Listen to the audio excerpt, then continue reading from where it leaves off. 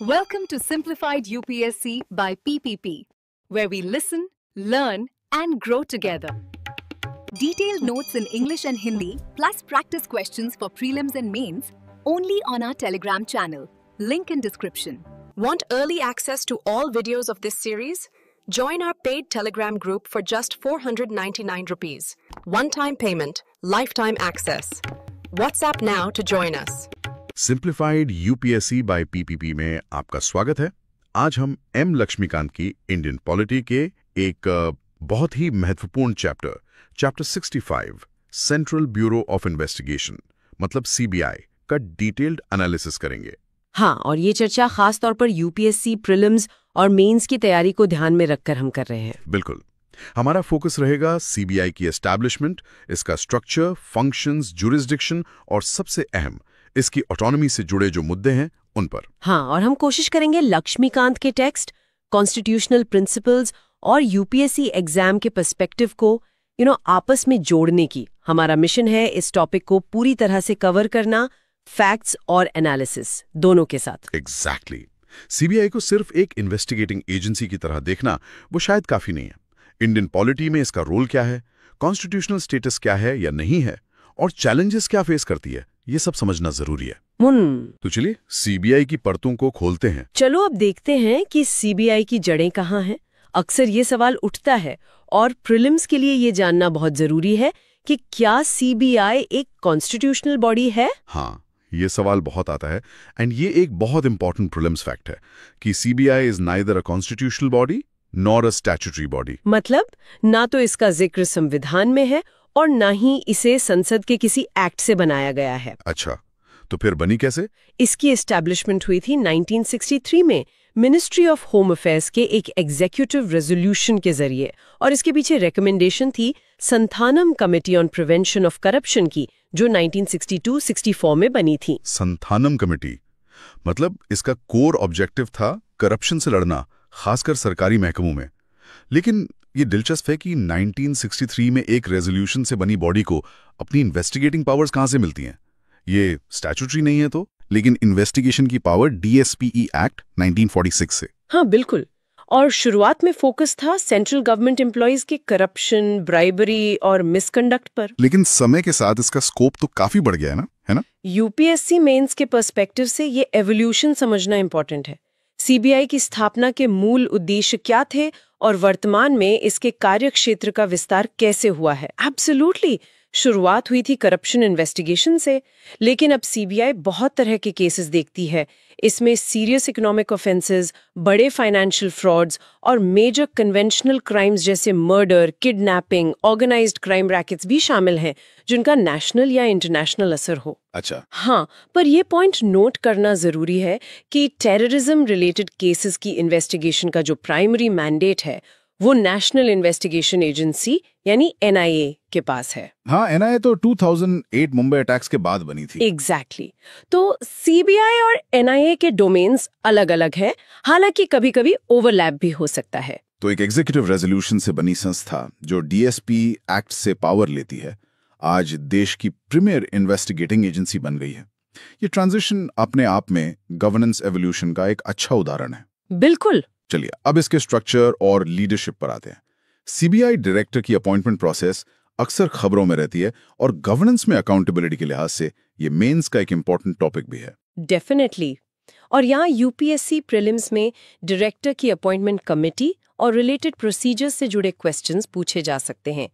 देखिए, पहले CVC act 2003 के तहत अपॉइंटमेंट होती थी, लेकिन लोकपाल एंड लोकायुक्ताज एक्ट 2013 ने डीएसपीए एक्ट 1946 में अमेंडमेंट करके इस प्रोसेस को काफी बदल दिया है। विस्तार से बताएं कि ये नई प्रोसेस क्या है और इस बदलाव के पीछे सोच क्या थी जो लोकपाल एक्ट लेकर आया। हाँ, तो लोकपाल एक्ट 2013 का मकसद था सीबीआई डायरेक्टर की नियुक्ति को संभावित पॉलिटिकल इन्फ्लुएंस से बचाना।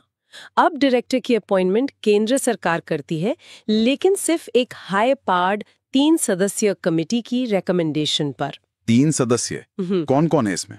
इस कमेटी में होते हैं प्राइम मिनिस्टर, चेयरपर्सन, लोकसभा में विपक्ष के नेता, या अगर लोपी नहीं है तो सिंगल लार्जेस्ट ऑपोजिशन पार्टी के लीडर और भारत के मुख्य न्यायाधीश या उनके द्वारा नामित सुप्रीम कोर्ट के कोई जज। अच्छा, ये एक बहुत इंपॉर्टेंट प्रीलिम्स फैक्ट है।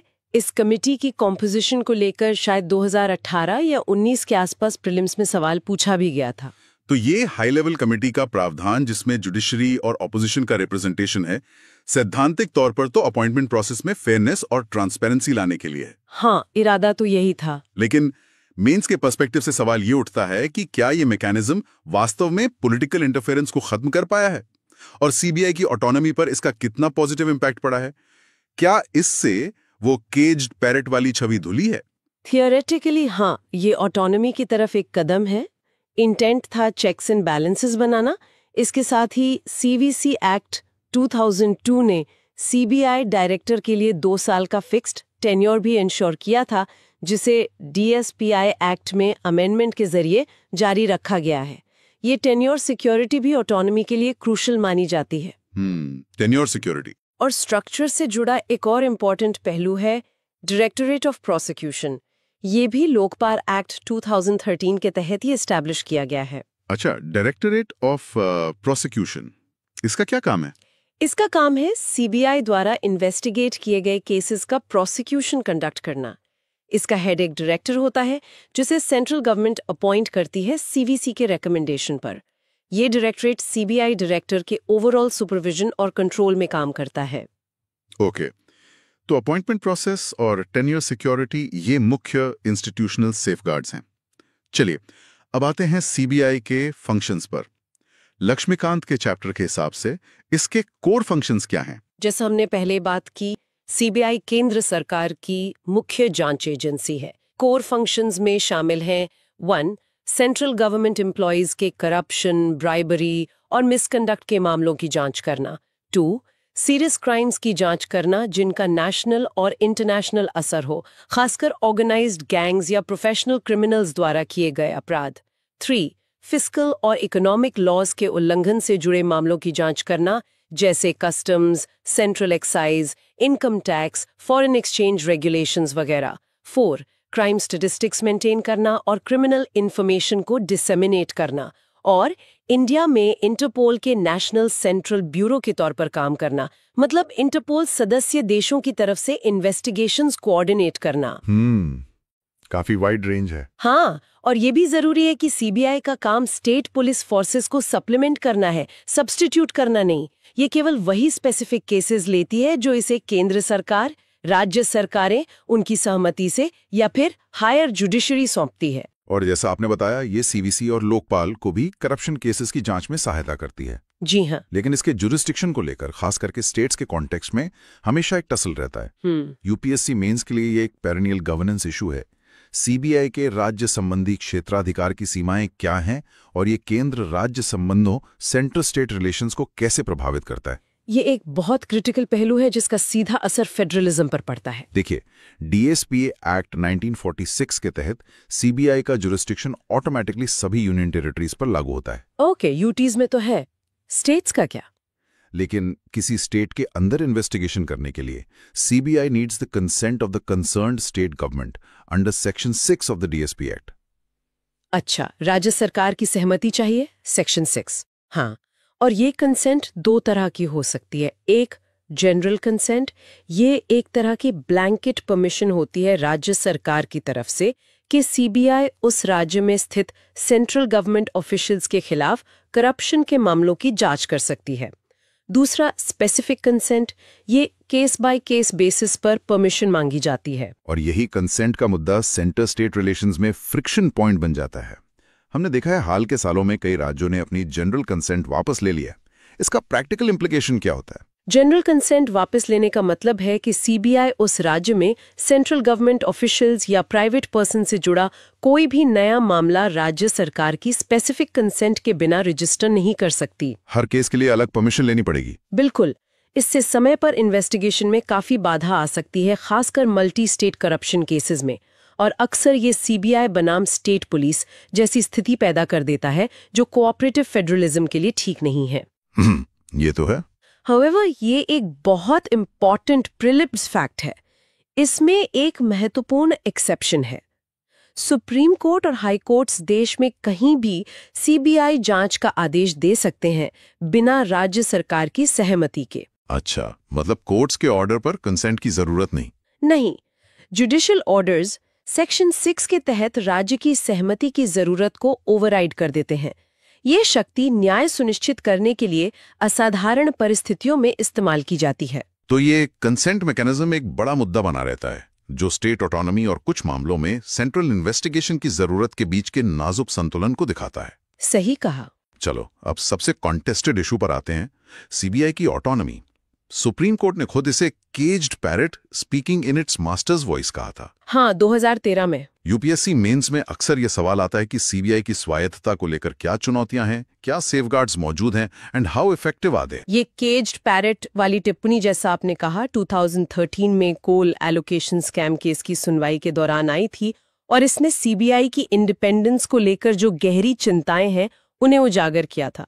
इस दिशा में एक बड़ा कदम था Vineet Narayan and others versus union of India case 1997। Vineet Narayan case, हाँ। इस लैंडमार्क जजमेंट में सुप्रीम कोर्ट ने सीबीआई की ऑटोनॉमी इंश्योर करने के लिए कई डायरेक्शंस दिए थे। सबसे इंपॉर्टेंट था सेंट्रल विजिलेंस कमीशन सीवीसी को सीबीआई के ऊपर सुपरिंटेंडेंस की पावर देना, स्पेसिफिकली उन मामलों में जो प्रिवेंशन ऑफ करप्शन एक्ट 1988 के तहत इन्वेस्टिगेट हो रहे हों। तो सीवीसी का सुपरिंटेंडेंस पीसी एक्ट केसेस के लिए, डायरेक्टर का फिक्स 2 साल का टेन्योर और लोकपाल एक्ट द्वारा रीफॉर्म्ड अपॉइंटमेंट प्रोसेस, ये सब थियोरेटिकली ऑटोनॉमी बढ़ाने के लिए हैं। जी, लेकिन क्या ये मेजर्स ग्राउंड रियलिटी पर पॉलिटिकल प्रेशर से सीबीआई को इंसुलेट करने में सफिशिएंट रहे? क्या आलोचनाएं अभी भी होती हैं? क्रिटिसिज्म्स तो बिल्कुल जारी है और इसके ठोस कारण भी हैं। एक बड़ा स्ट्रक्चरल इशू ये है कि सीबीआई एडमिनिस्ट्रेटिवली अभी भी department of personnel and training के तहत आती है, जो ministry of personal, public grievances and pensions का हिस्सा है, और ये मंत्रालय सीधे प्राइम मिनिस्टर्स ऑफिस पीएमओ के अधीन काम करता है। अच्छा, तो एडमिनिस्ट्रेटिव कंट्रोल पीएमओ के तहत? हाँ, और ये एडमिनिस्ट्रेटिव कंट्रोल संभावित पॉलिटिकल इंटरफेरेंस का रास्ता खुला रखता है। डीओपीटी ही सीबीआई का बजट, केडर कंट्रोल, पोस्टिंग्स और ट्रांसफर्स डायरेक्टर को छोड़कर हैंडल करता है। ये ध्यान रखना इम्पोर्टेंट है कि सीवीसी का सुपरिंटेंडेंस सिर्फ पीसी एक्ट केसेस की इन्वेस्टिगेशन तक सीमित है, बाकी सब एडमिनिस्ट्रेटिव मैटर्स में डीओपीटी का ही कंट्रोल है। और इसके अलावा कोई और चुनौतियां? Financial autonomy, cadre? Financial autonomy भी लिमिटेड है। सीबीआई फंड्स के लिए सरकार पर निर्भर है। फर्दरमोर, सीबीआई अभी भी पूरी तरह से अपना डेडिकेटेड कैडरे डेवलप नहीं कर पाई है और काफी हद तक स्टेट पुलिस फोर्सेस और दूसरी सेंट्रल सर्विसेज से डेप्यूटेशन पर आने वाले ऑफिसर्स पर निर्भर करती है। डेप्यूटेशन पे निर्भरता, हाँ, ये भी एक मुद्दा है। हाँ, और ये निर्भरता भी इसकी फंक्शनल ऑटोनॉमी को अफेक्ट कर सकती है।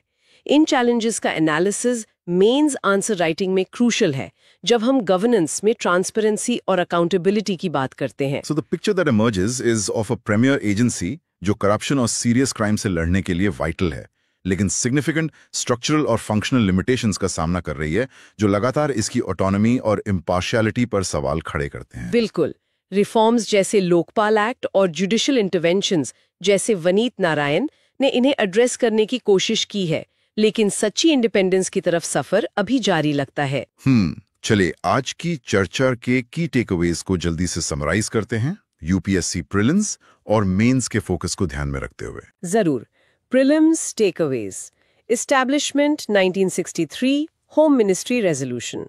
संथनाम कमेटी की सिफारिश पर। Type of body, executive body, न कॉन्स्टिट्यूशनल न statutory. Powers derived from Delhi Special Police Establishment DSPE Act 1946। Directors appointment. Central government द्वारा 3 सदस्यीय कमेटी, PM chair plus LOP Lok Sabha plus CJI's जज नॉमिनी की सिफारिश पर Lokpal act 2013 amendment. Directors tenure fixed 2 साल, सीवीसी एक्ट 2002 द्वारा सुरक्षित, डीएसपीई एक्ट में शामिल। सुपरिंटेंडेंस सीवीसी का सुपरिंटेंडेंस है सीबीआई पर प्रिवेंशन ऑफ करप्शन एक्ट 1988 के तहत होने वाली इन्वेस्टिगेशन के लिए Vineet Narayan judgment, administrative control, department of personnel and training DoPT, ministry of personnel के तहत जुरिस्डिक्शन, डिफॉल्ट ड्यूटीज में राज्यों में जांच के लिए स्टेट गवर्नमेंट की कंसेंट जनरल या स्पेसिफिक जरूरी, section 6 DSPE act exception, SCHC बिना स्टेट कंसेंट के कहीं भी सीबीआई जांच का आदेश दे सकते हैं। Directorate of prosecution Lokpal act 2013 के तहत स्थापित हेड सीवीसी की सिफारिश पर नियुक्त सीबीआई डायरेक्टर के ओवरऑल सुपरविजन में काम करता है। असिस्टेंस 2 सीवीसी और लोकपाल को इन्वेस्टिगेशन में सहायता देती है। इंटरपोल विंग सीबीआई भारत में इंटरपोल के लिए नेशनल सेंट्रल ब्यूरो का काम करती है। बिल्कुल। And main takeaways, role evolution, anti corruption focus Santhanam committee से लेकर कॉम्प्लेक्स इकोनॉमिक और कन्वेंशनल क्राइम्स की जांच तक। स्टेट पुलिस को सप्लीमेंट करती है सीवीसी, लोकपाल को असिस्ट करती है। Autonomy issues and critics autonomy issues and critics, caged parrot की आलोचना, परसीव्ड पॉलिटिकल इन्फ्लुएंस के कारण। Autonomy issues and critics DoPT पर structural dependency, administration, budget, cadre. Autonomy issues and critics limited financial autonomy. Autonomy issues and critics deputationists पर ज्यादा निर्भरता। Autonomy issues and critics state consent की जरूरत से centre state friction और investigation पर असर। Reforms and safeguards reforms and safeguards, Vineet Narayan judgment, PC act cases के लिए CVC superintendents. Reforms and safeguards Lokpal act 2013 director के लिए reformed appointment process. Reforms and safeguards fixed 2-year tenure, CVC act 2002। Reforms and safeguards इन सुधारों की effectiveness पर बहस जारी है। वे फॉरवर्ड ज्यादा फंक्शनल ऑटोनॉमी की जरूरत, शायद एक डेडिकेटेड सीबीआई एक्ट, बेहतर फाइनेंशियल इंडिपेंडेंस और इम्पार्शियलिटी और इफेक्टिवनेस सुनिश्चित करने के लिए अपना कैडरे मजबूत करना, अकाउंटेबिलिटी और इंडिपेंडेंस के बीच बैलेंस साधना की है। तो ये था सीबीआई पर हमारा analysis based on M Laxmikanth chapter 65 आपकी यूपीएससी प्रिपरेशन के लिए। उम्मीद है ये चर्चा इंसाइटफुल रही होगी और आपको इस महत्वपूर्ण संस्था के विभिन्न आयामों को जोड़ने में मदद करेगी। एक सवाल जो पॉलिसी सर्कल्स और एकेडमिक डिबेट्स में अक्सर उठता है, क्या सीबीआई को डीएसपी एक्ट से अलग अपना खुद का एक एक्ट बनाकर फुल स्टैट्यूटरी स्टेटस दे देना चाहिए, या फिर शायद कॉन्स्टिट्यूशनल स्टेटस जैसे इलेक्शन कमीशन या सीएजी का है, ताकि इसे बाहरी दबावों से सही मायने में इंसुलेट किया जा सके? क्या ये एक रामबाण इलाज होगा या चुनौतियां सिर्फ लीगल स्टेटस से कहीं ज्यादा कॉम्प्लेक्स हैं? इस पर जरूर सोचिएगा। सिंप्लीफाइड यूपीएससी बाय पीपीपी से जुड़ने के लिए धन्यवाद। हम जल्दी लौटेंगे एक और क्रूशियल टॉपिक के डिटेल्ड एनालिसिस के साथ। Happy learning. Thanks for watching. Follow us on Telegram and Instagram. Don't forget to like, share, and subscribe.